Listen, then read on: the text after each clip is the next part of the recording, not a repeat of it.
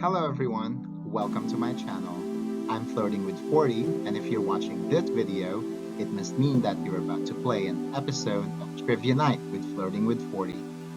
Let's get started with the rules and learning how to play. Rules getting started. Trivia Night with Flirting with 40 is a fun, fact-filled activity for your friends and whole family. First, divide the players into teams. Two or three people per team is recommended. However, you are encouraged to divide up your teams to your liking. When I play this with friends, we usually do 2 or 3 people. But if you would like to keep it fair, if there are children, for example, they may be on a team with adults. And come up with team names. It's always fun when your team is addressed by the game master by your team name. Now you may also elect a game master. The role of the game master includes playing and pausing the video episodes, keeping track of time for teams to provide an answer.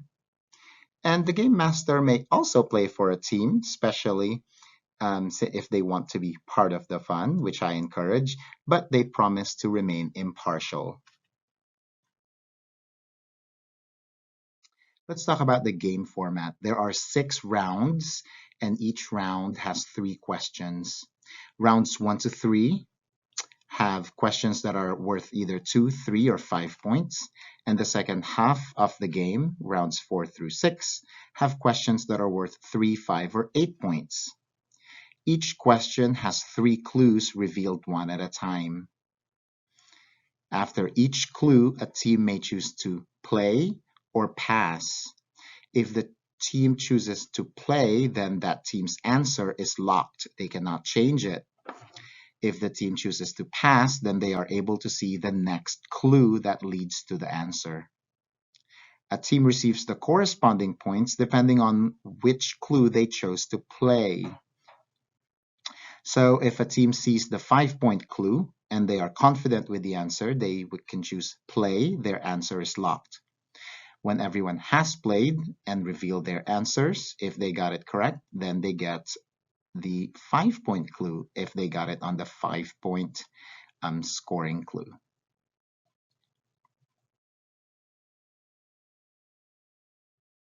Let's do a practice question. Shapes is the category.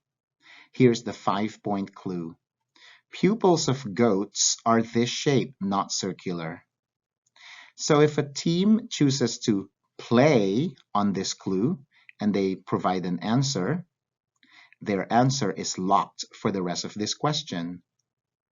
If a team chooses pass, then they do not provide an answer and get to see the next clue, which is the golden ratio is derived from dividing this shape into a square and this shape, which retains the original ratio of the original shape.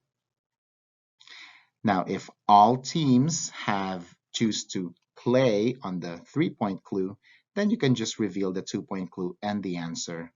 But if there are still teams who have passed both on the 5 and 3-point clues, then they get to see the 2-point clue, which is this shape's name comes from the Latin words rectus angulus, which means upright angle. At this time, all teams have provided an answer. The correct answer is rectangle.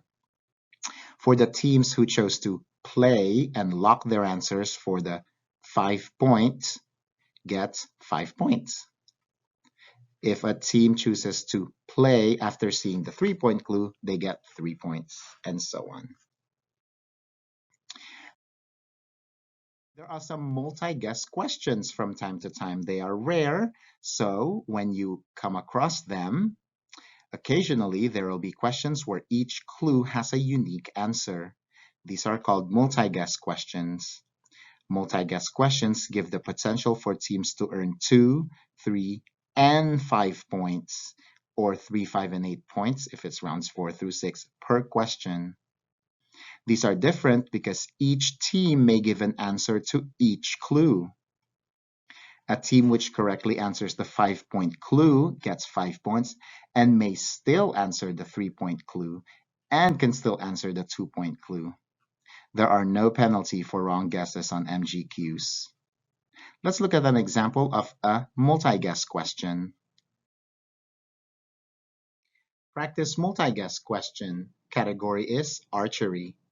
For 5 points, on the official FITA target, the 7 and 8-point circles are this color. Now, each team is allowed to give a guess or an answer. If they are correct, they get 5 points. The correct answer is red. If a team gets it wrong, there's no penalty. They just don't get any points for 5 points. The teams who get it right gets 5 points. For 3 points, while many bows exist in competition, this type is the only type that is permitted in the Olympics. All teams are again encouraged to give an answer. All the teams that provide the correct answer, which is a recurve bow, get 3 points. And for 2 points, this country has won 23 of the 40 gold medals in the Olympics. In women's recurve, it has won all the team and almost each individual golds since 1984. Its archers also hold nearly all world records in the sport. Each team is encouraged to give an answer. The correct answer is South Korea.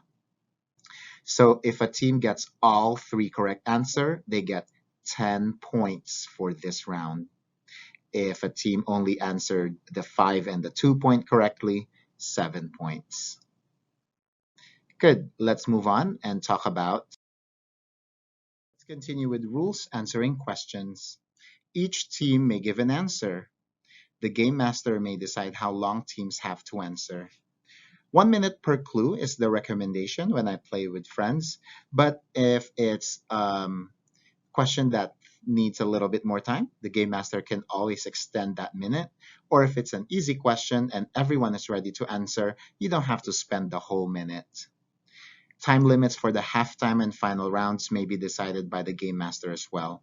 However, halftime and final rounds differ in length, so depending on the episode of Trivia Night you're playing, the recommended time will also be there.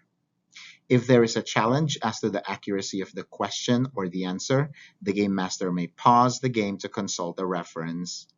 I tried my best to make sure that all of the trivia questions and answers are correct, but there might be a time where I am not the most accurate, so I always welcome you to check the accuracy if you have doubts.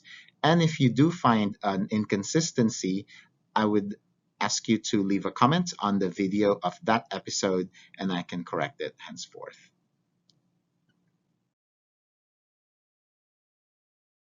Let's continue with rules. Bonus points. Each team will choose one of the 3 categories per round. So before we start a round, you will see the 3 categories. Each team will choose a category to earn bonus points before seeing any of the clues or questions. If a team correctly answers the question for that category, they get 5 bonus points for rounds 1, 2, 3, or 8 bonus points for rounds 4 through 6. Here's a tip. Each team is encouraged to choose a category in which they feel the most confident in order to be awarded the bonus points. So if you see for round, let's say 4, the categories are state capitals, marsupials, and technology. If you have 1 or 2 people who are absolute experts in state capitals, then I recommend that that team chooses state capitals, because if you answer that question correctly, you get 8 bonus points for round 4.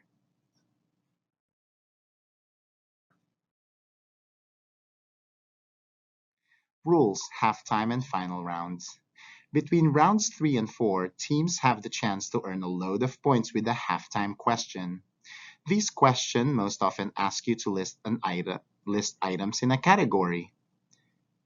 There are no penalty for wrong guesses on the halftime round unless otherwise noted. After round 6, teams have the chance to earn even more points with the final round. The final round format changes every episode, so make sure each team has a specialist. And the team with the most total points at the end is the winner. A little note on halftime and final rounds, they change each episode. And the point system for them is also different. Harder questions are worth more points. Some miscellaneous rules. If you did not print out the answer sheet provided with the episode of Trivia Night with Flirting with 40, you may substitute with plain paper. Links to the answer sheets are on each episode's video description. They are in PDF, so you can just print them off of your computer after you download them. And be sure to be vigilant in keeping track of your team's points. A message to the game master: if you do elect one. In videos, I will pause for only approximately 5 seconds between clues and answers, so please pause the video on your own when playing in real time.